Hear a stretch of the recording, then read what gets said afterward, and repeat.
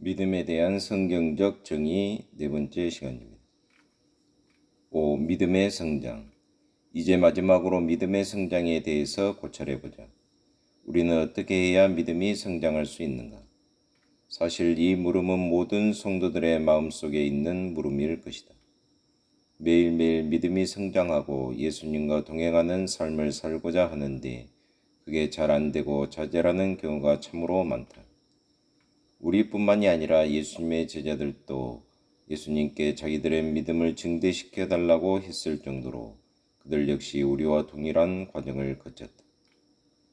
누가복음 17장 5절 말씀에도 보면 제자들이 예수님께 예수님 우리 믿음을 높여주세요 라고 한 것을 볼 수 있다. 영역본들에는 우리의 믿음을 증대시켜 주옵소서라고 되어 있으니 개역성경처럼 우리에게 믿음을 더하소서보다는 훨씬 더 센 뉘앙스를 준다.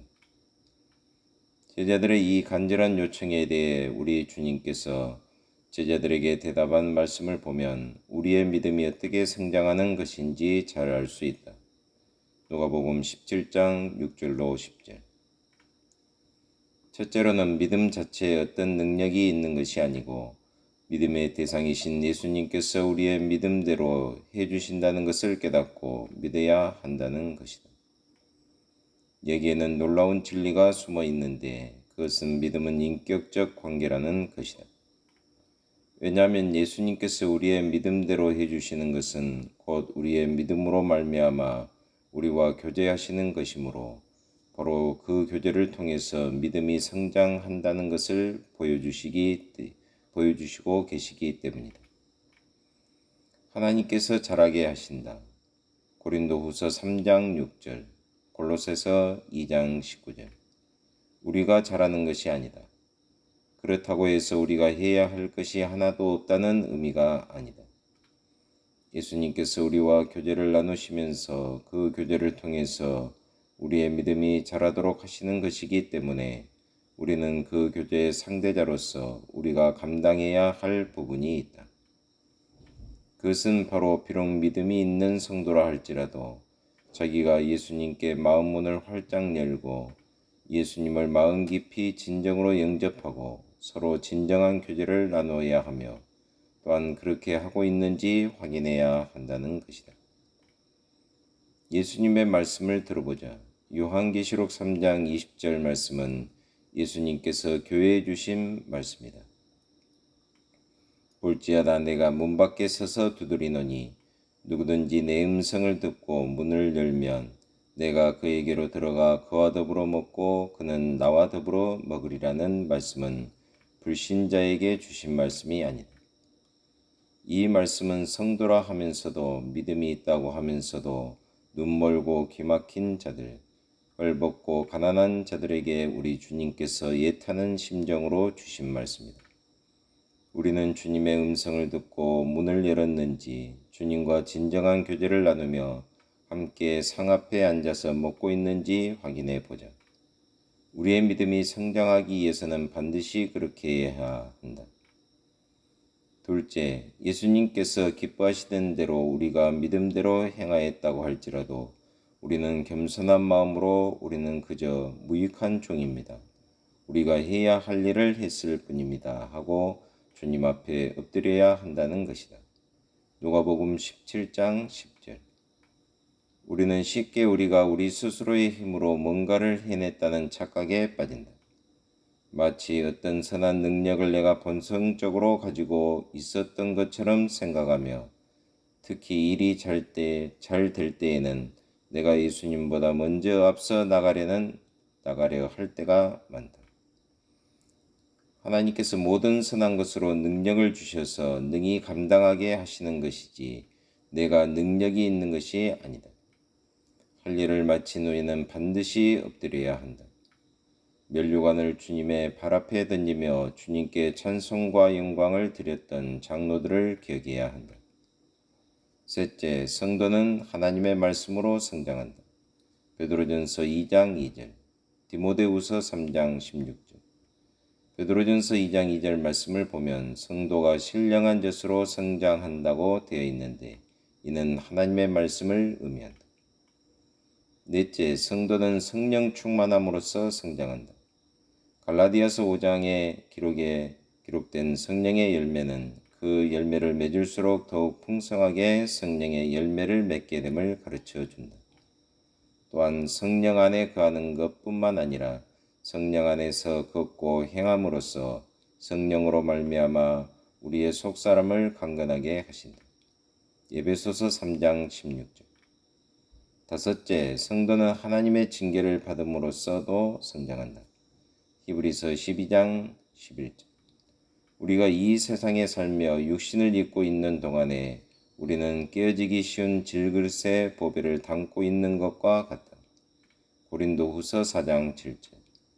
그러므로 육신의 연약함으로 인하여 죄를 범할 수밖에 없는 경우가 많이 있다.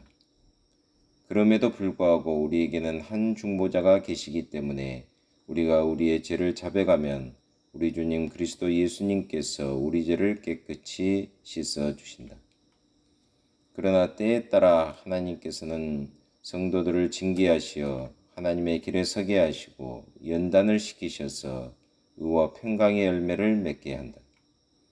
이러한 과정 속에서 성도는 죄로 인해서 넘어졌을지라도 오히려 하나님의 은혜로 말미암아 믿음이 성장하는 역사가 있게 된다. 마지막으로는 성도들이 서로 돌아보아 권면하고 사랑하고 함께 동역함으로써 성장한다. 데살로니가 후서 1장 3절 말씀을 보면 데살로니가 교회의 성도들의 믿음이 더욱 자랐고 서로 사랑함이 풍성하였다고 기록되어 있다. 성도들이 예수님 안에서 서로 사랑하며 권면하고 돌아보아 서로 부족한 것을 채우며 하나님의 사랑으로 서로를 섬기면 마치 온몸이 각마디를 통하여 도움을 받음으로 연결되고 결합되어 각 지체의 분량대로 역사하여 그 몸을 자라게 하며 사랑 안에서 스스로 세운다. 에베소서 4장 9절, 골로새서 2장 19절. 이상에서 살펴본 바와 같이 하나님께서는 우리가 예수 그리스도와 교제하시기를 원하시고 고린도전서 1장 9절. 그럼으로써 성장하여 예수 그리스도의 장성한 분량에까지 에베소서 4장 13절 이르기를 원하신다. 그래서 다양한 방법으로 성도를 성장시키시는 것이다. 심지어 징계를 하시기까지 하여 성도를 성장시키신다. 오직 하나님의 은혜이니 하나님께 영원토록 감사와 영광과 찬송을 드릴지어다. 6. 결론적으로 참된 믿음을 한 문장으로 정의하자면 믿음이란 오직 예수 그리스도만 신뢰하여 하나님의 약속을 믿고 하나님의 명령에 순종하는 것이다. 이 믿음은 성령님으로 말미암아 받게 되는 하나님의 선물이며 구원의 약속을 가져다주고 지식과 사랑과 소망과 확신에 이르며 늘 우리 주님 그리스도 예수님 안에서 평안과 기쁨을 가져다주는 통로이다.